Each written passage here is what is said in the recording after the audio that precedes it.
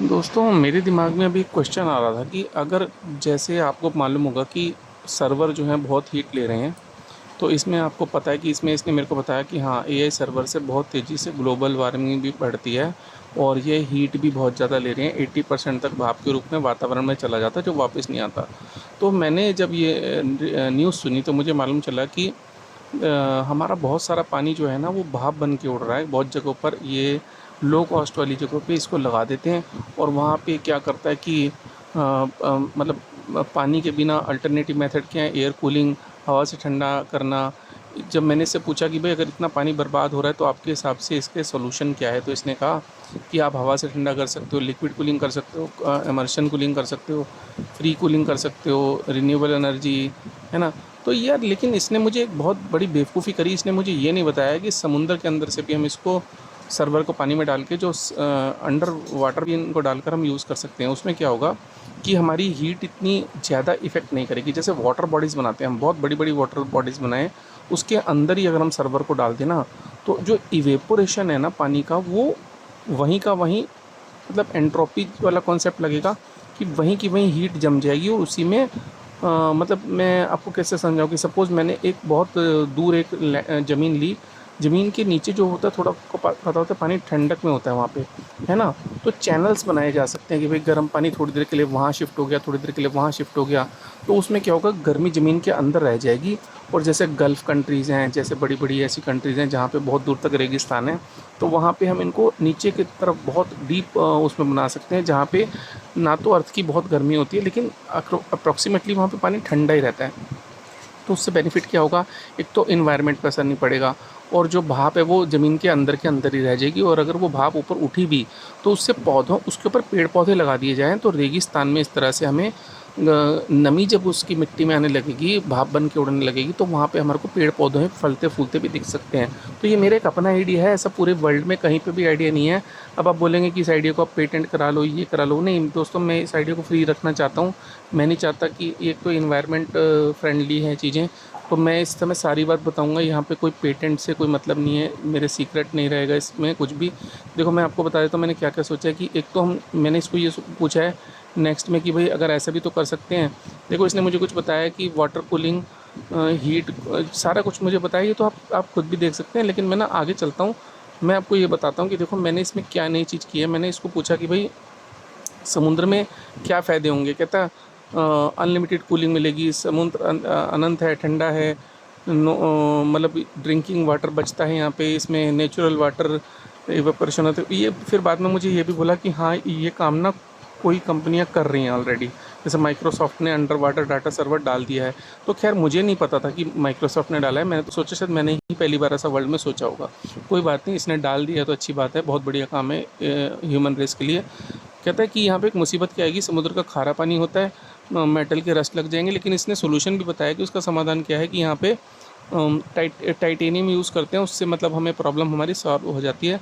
Server की गर्मी समुद्र में रहेगी और वहाँ से टेम्परेचर अगर बढ़ा भी तो इसमें इसने एक बात कहा कि मराइन लाइफ को थोड़ा खतरा है। दोस्तों सारी जगह पे मराइन लाइफ को खतरा नहीं होता। कहीं कहीं ऐसी भी जगह होती है जो सॉल्ट लेक्स होती है ना, वो मराइन लाइफ होती नहीं है। मतलब वहाँ पे जो होती हैं वहाँ उसमें ना मछलियाँ जनरली आसपास होती नहीं है, वहाँ पे सर्वर लगाए जा सकते हैं।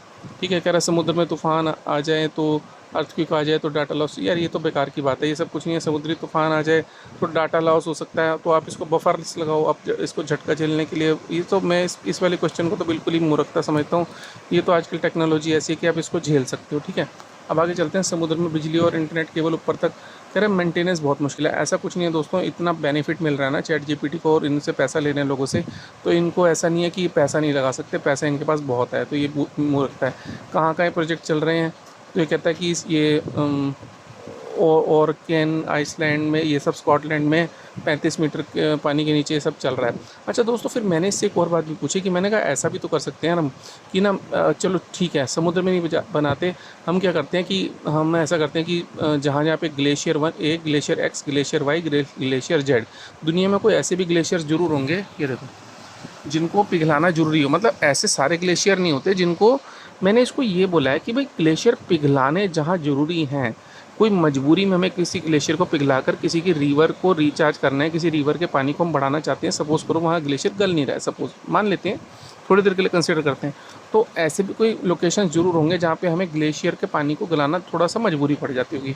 तो ये कहता है वहाँ आपका आपने बहुत स्टैटिक सोचा है, आप बेसिक थर्मल लोड बैलेंसिंग की बात कर रहे हो। तो मैंने इसको कहा कि एक काम करो, लोड बैलेंसिंग करते हैं कि अगर एक्स वाला जो हमारा सर्वर है वो हमने सपोज करो ग्लेशियर में glacier X, glacier Y, glacier Z 3 server हैं। इसमें हम ग्लेशियर एक्स पे लोड देंगे, फिर जैसी हमारी हीट बहुत ज़्यादा होने लग गई, वहाँ पे बहुत ज़्यादा पानी पिघलने लग गया, तो वैसे ही हम ग्लेशियर वाई पे देंगे। देखो मैंने इसका ना एक इलस्ट्रेशन सा थोड़ा सा बनाया हुआ है, मैं एक बार ना थोड़ा सा एक सेकेंड।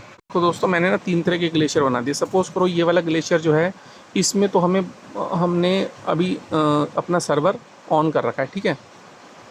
थोड़ी देर के बाद ये इस स्टेज में आ जाएगा, इसमें बर्फ़ पिघलने लगेगी। तो ये स्टेज में हमें नहीं आने देना, मैं बार बार कहूँगा ये वाली स्टेज में हमें नहीं आने देना। जैसे ये फर्स्ट से सेकंड स्टेज में आ जाएगा ना, सर्वर को बंद कर दो, लोड बैलेंसिंग कर दो, उसको वाई और जेड मतलब जैसे मान लो ए सर्वर बी सर्वर सी सर्वर डी, ऐसे ए बी सी डी कुछ सर्वर हैं। तो जैसे इधर का पानी ज़्यादा इसने गलाना शुरू कर दिया, तो एक उसको आप फटाफट इसको स्विच ऑफ करो सर्वर को, और ये वाले सर्वर पे लोड डाल दो सारा। तो इससे क्या होगा कि कम से कम देखो दोस्तों, जो इतना टनों टन पानी बर्बाद जा रहा है वो तो नहीं होगा ना। तो उसमें एक बेनिफिट मिल गया कि हमें सर्वर को से हमें मतलब जो हीट लेनी थी वो भी मिल गई, और हमारी हीट का पॉजिटिव यूज़ भी हो गया, है ना। तो ये कहता है कि अब इसमें आपकी आइडिया की खूबियाँ क्या हैं कि मल्टीपल ग्लेशियर एक्सवाइजेड हर एक को कंट्रोल मैनर में रोटेशन करते रहो और बाकी ठंडा रखो, ये सब इसने मुझे बताया। ये आइडिया काम कर सकता है, क्यों? लोड बैलेंसिंग का सिद्धांत सही है। कह रहा है आपने जो लोड बैलेंसिंग देखो अब दोस्तों, ये मेरी बात को अभी अपने शायद ओनर तक भी पहुंचा सकता है कि भाई किसी ने मेरे से क्वेश्चन पूछा है, हो सकता है इनको ये भी इसका बेनिफिट मिले। माइक्रोसॉफ्ट से मैंने पूछा है, तो हो सकता है ये अपने माइक्रोसॉफ्ट के ओनरों को इसका भेजेगा डाटा कि भाई इसने मेरे को ऐसा ऐसा बताया।